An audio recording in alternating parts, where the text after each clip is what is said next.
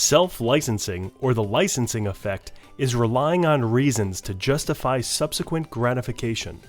In other words, it is the process we go through when we convince ourselves that we deserve an indulgence.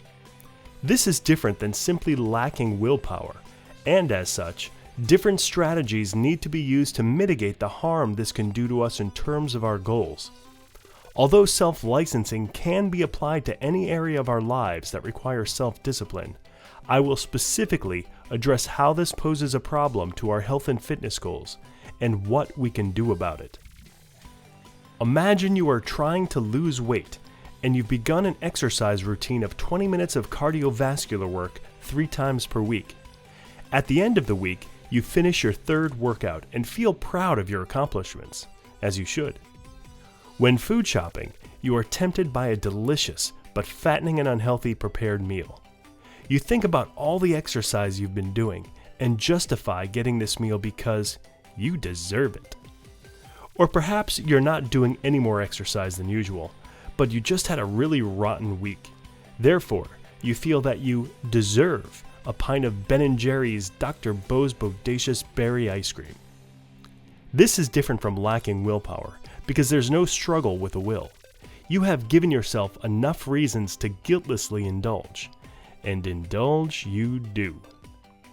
The problem in these scenarios isn't the occasional indulgence where we favor short-term gratification over our long-term goals.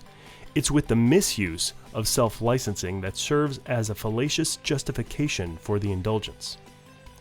Chow, Yang, and Wan in 2011 conducted a study that demonstrated this illusory sense of invulnerability associated with taking what was believed to be vitamin supplements. The participants who thought they were taking vitamin supplements expressed less desire to exercise and more desire to engage in hedonistic activities than the group that knew they were taking placebos. This study and other collaborating research illustrates this potentially serious effect of self-licensing, the justification of behaviors that conflict with long-term goals without realizing the extent of the harm that is being done. People who think they deserve that carrot cake because they walked 20 minutes earlier that day are generally unaware of the significant net negative effect on their health. The unfortunate irony is, if they did not walk the 20 minutes earlier that day, they might not have eaten that carrot cake, and they would be better off health-wise. Here are some suggestions to help you avoid the potentially disastrous effects of self-licensing. Be aware of self-licensing. Now that you know what it is, keep it in mind when you begin to attempt to justify a behavior that goes against your long-term goals. Allow yourself calculated self-licensing.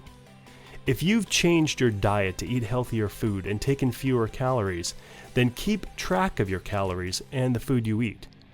Allow yourself regular indulgences that still keep you within your goal. For example, if your goal is 2,000 calories per day and you plan to indulge in an Italian feast once per week, reduce the calories taken in during the rest of the week, preferably before the feast. By calculating your self-licensing, you remove the biases and the false justifications that result in the overall net loss to your health. Appreciate the guilt. A problem with self-licensing, the uncalculated kind, is the guilt-free sense of entitlement to the instant gratification. Sneaking the last piece of cake at 3 a.m. when your family is asleep because you can't resist the sweet song of creamy chocolate being sung to you in your dream, when you know you shouldn't, generally results in a healthy dose of guilt. It's this guilt that deters future similar behavior. Giving yourself reasons as to why you deserve the cake, self-licensing, does not deter future similar behavior, but might even encourage it. Taking vitamin supplements doesn't mean you can actually eat all you can eat at a buffet. Burning 86 calories on a 20-minute walk does not mean that you deserve a 600-calorie piece of apple pie for dessert. And doing little things to improve your health does not earn you the right to do big things to destroy it.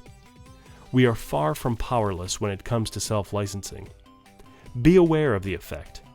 Critically evaluate your decisions to relax your long-term goals for short-term gratification. And realize that the pain of guilt can be your friend when it acts as a deterrent for future deviations from your goals. You might not deserve that pint of Ben & Jerry's, but you do deserve the opportunity to reach your health and fitness goals.